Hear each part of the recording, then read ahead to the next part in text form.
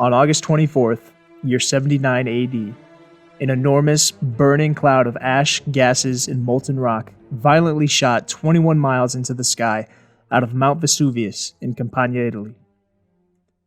Those unfortunate enough to be left in the region at the base of the eruption would have seen a deadly pine tree-shaped cloud, their last sight, which ultimately sealed their fate.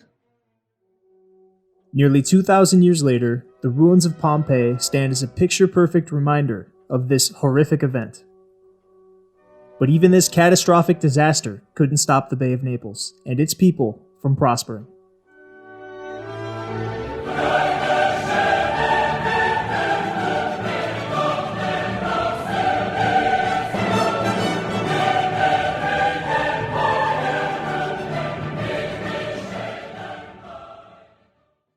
What is up, guys? Welcome to the RVR.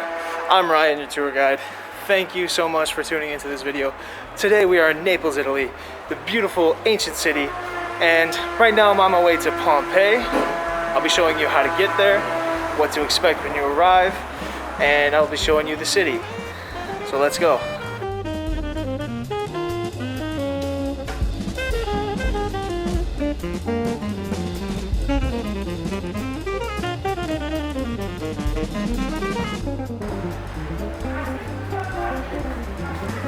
One thing I like about Naples is that no matter what street you go down, you see clothes hang out to dry. And it's kind of nice. It's like there's a sense of community here. You know, there's no secrets.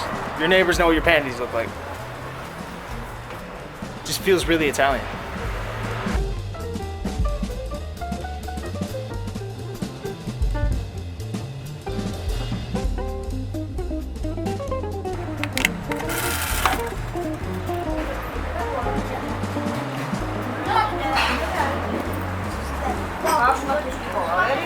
So this is my breakfast, some kind of croissant and an espresso.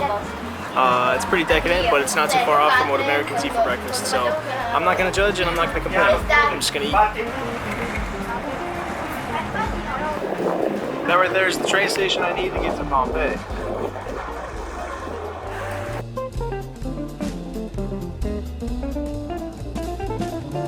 So before I get on the train, I'm looking for some food for some lunch. And I got this bag in this pop-up fruit market that I just found. 2 bananas and some other fruit that looks like a peach for €1. So €2.80 to get the train to Pompeii.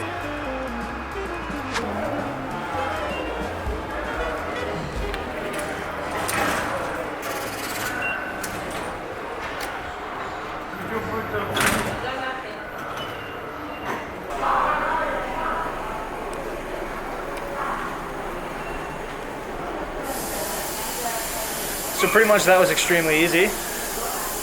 I can get on the train now, it's about a 10-minute wait, and then we're on our way to Pompeii.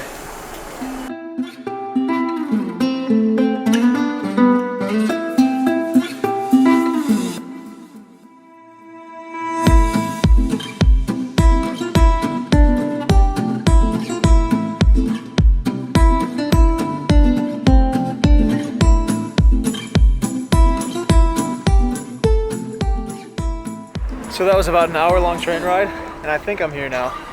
I got off because the sign said Pompeii, so I'm going to find out if this is the right stop.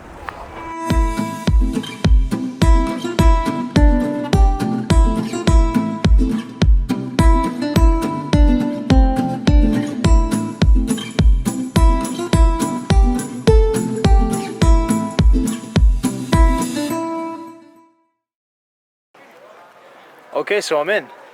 That was extremely easy. It was €16 for the entry, and then I paid €8 extra for the audio guide because I really wanted it to understand what I'm looking at. The train was $2.80, and that's it. Other than that, make sure to bring the basics: water, sunscreen, hat, sunglasses, a snack, and you're good. So I'm gonna explore Pompeii, and I will take you with me.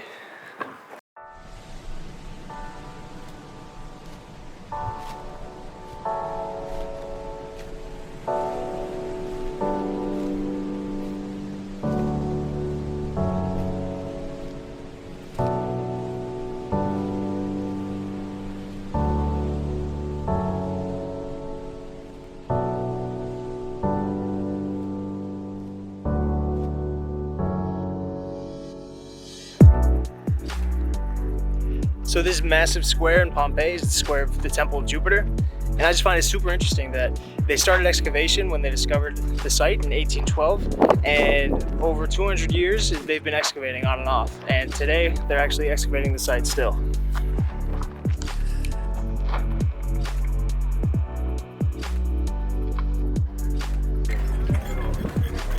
This is pretty interesting. Here we have the Temple of Apollo. There's Apollo there, watching over the 12 hours of the day. Apollo was the god of the sun, and his twin sister, Diana, was the goddess of the moon, who protected the 12 hours of night.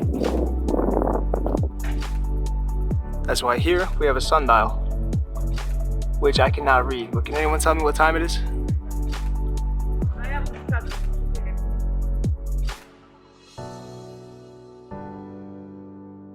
So Pompei is not completely abandoned. It does have a few residents.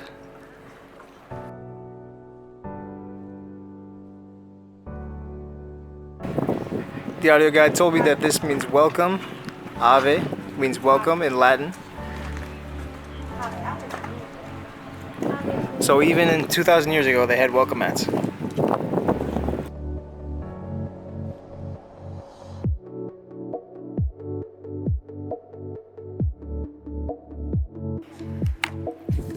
A fun fact about Pompeii, and something I've heard about and everything I've seen or read about the city, is that these crossing stones here are all over the ruins, and they were actually used because Pompeii didn't have underground sewage, so they would clear the water throughout the city by running it through the streets.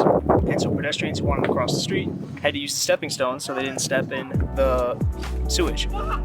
Archaeologists and historians can't really say how traffic worked in ancient Pompeii. It's assumed that there was a pretty advanced system here because of the deep ruts in the road from carts and the stepping stones for the pedestrians. And Mark Twain actually has a story about when he was in Pompeii, he tripped on one of the ruts as he was walking down the street.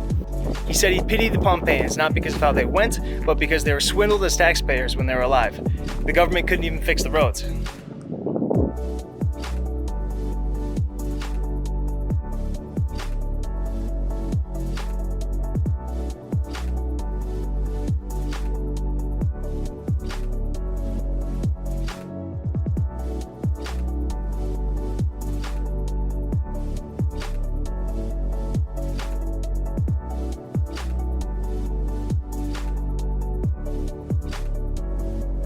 Now I'm entering the Amphitheater in Pompei, which is one of the best preserved Roman amphitheaters in the world, and it was used for, of course, gladiator combat.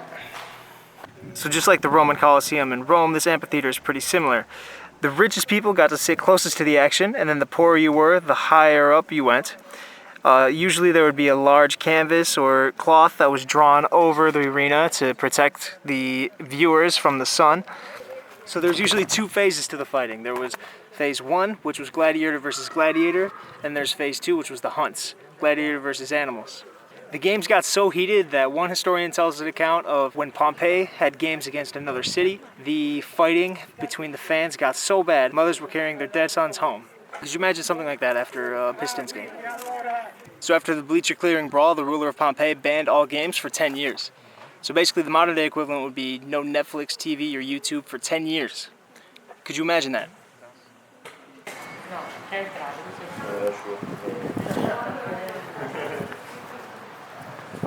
So, impressions of Pompeii is that it's huge. I just spent about 4 hours there, and I feel like I probably only saw about 40% of it. I mean, it's a city. It was an actual thriving city back in the day before it was destroyed. So it makes sense that it's so big. It's not a museum. Well, in a sense it is. It's an open air museum, but it's incredible. Some of the coolest stuff there was the art that still is preserved on the walls, and the museum at the end was very cool to see because you could see bread that was perfectly preserved, fruits and nuts. What I was disappointed about was I didn't get to see as many of the plaster molds of the bodies as I was hoping to see. I'm not sure where you can see those. Nonetheless, a must-go place here, Pompeii, near Naples. All in all, it was definitely worth the visit. But my time here is not yet done. I have to go back to the entrance to return my audio guide and get my ID back. Then, after that, I have a mission. I met a man named Tom at my hostel, and Tom is biking the world. So he wants to live light, you know? He had an extra hammock he's looking to get rid of, and he needed somebody to go to Pompeii to pick up a package for him. Well, I don't have a hammock, and I'm in Pompeii. So that's what I'm doing right now. I'm gonna go pick up his package and I'm gonna bring it to him at the hostel, and I'll get a hammock out of it.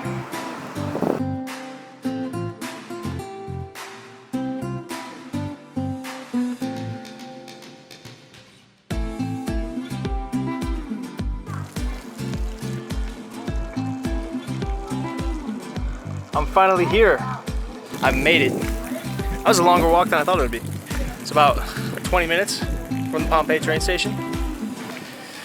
But in that time, I had a lot of time to think and realize how really grateful and accomplished I feel having gone to Pompei. So, not so bad. Bag secured, or package in this case, onto the train station. This might not be the best time to record this because this is a pretty busy road, but like I said earlier, I do feel really grateful having been here in Pompei. So that's why I'm giving away this package to the first. No. So I just want to say thank you for watching. Whoever you are, wherever you are.